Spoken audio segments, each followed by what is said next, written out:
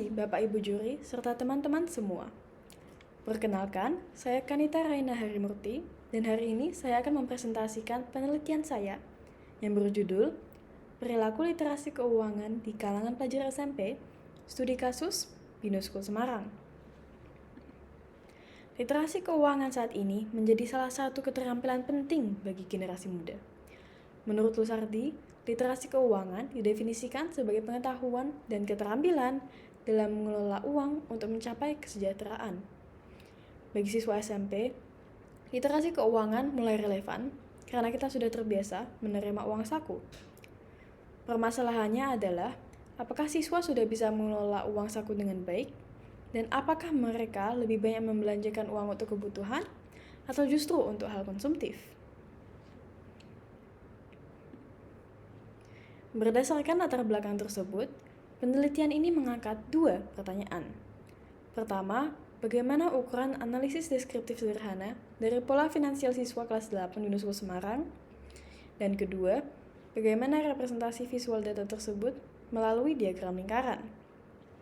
Tujuan penelitian ini adalah untuk mengetahui pola pengelolaan uang saku siswa kelas 8, sekaligus menyajikan data tersebut dalam bentuk visual agar lebih mudah dipahami.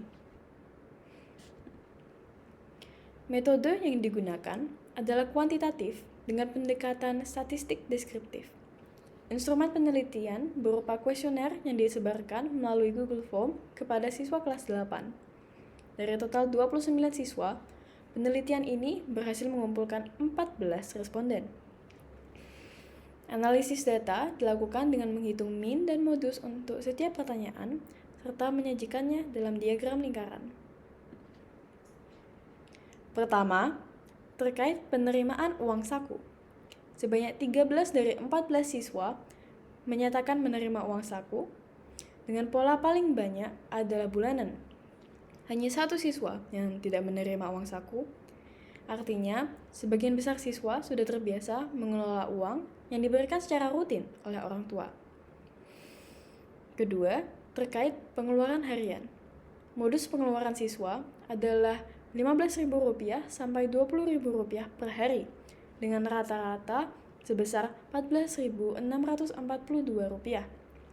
Jumlah ini relatif tinggi untuk anak SMP yang kemudian dipengaruhi oleh harga makanan di sekolah dan kebiasaan membeli jajan bersama teman.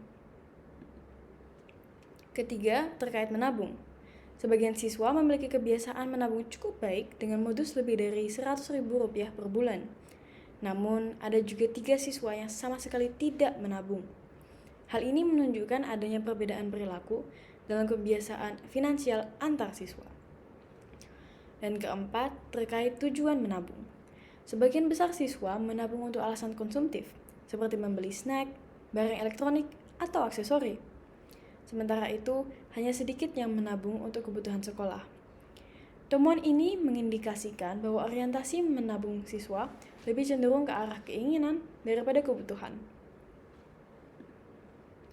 Berdasarkan hasil penelitian ini, dapat disimpulkan bahwa 1. Ukuran analisis deskriptif sederhana dari pola finansial pelajar sebagai berikut. A. Modus pemberian uang saku siswa adalah bulanan. B. Modus pengeluaran jajan harian adalah Rp15.000 sampai Rp20.000 dengan rata-rata Rp14.642. C.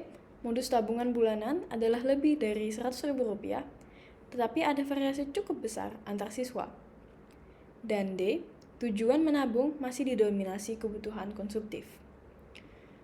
Untuk pertanyaan kedua, visualisasi dalam bentuk diagram lingkaran membantu memberikan gambar yang lebih baik.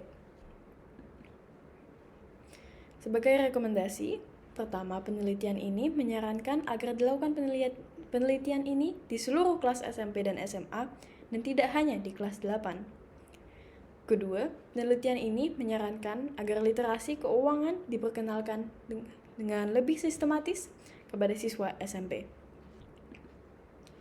Demikian presentasi saya mengenai perilaku literasi keuangan di kalangan siswa kelas 8 Binus School Semarang.